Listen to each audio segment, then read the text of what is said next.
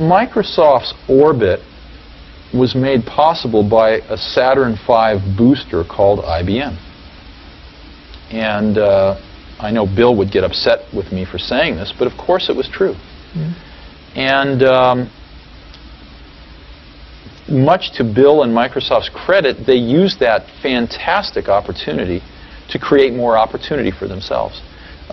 Most people don't remember, but until 1984 with the Mac, Microsoft was not in the applications business. It was dominated by Lotus.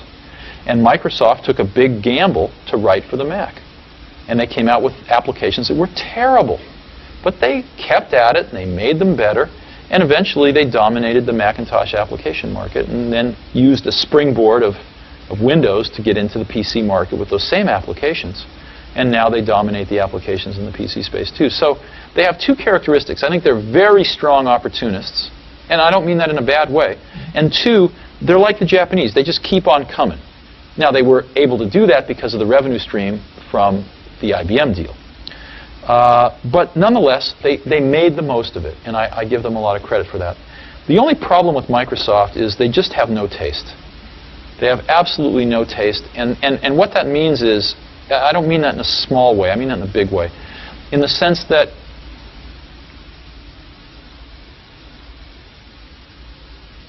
they don't think of original ideas, and they don't bring much culture into their product.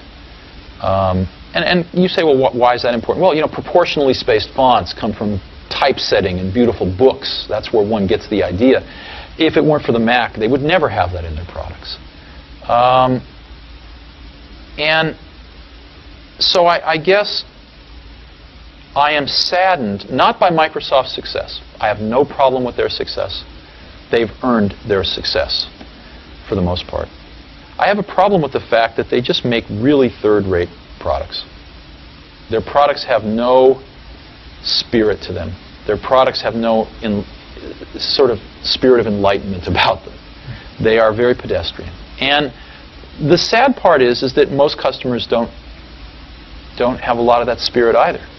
But the way that we're going to ratchet up our species is to take the best and to spread it around to everybody so that everybody grows up with better things and starts to understand the subtlety of these better things. And Microsoft's just, you know, it's McDonald's. So that's what saddens me. Not that Microsoft has won, but that Microsoft's products don't display more insight and more creativity.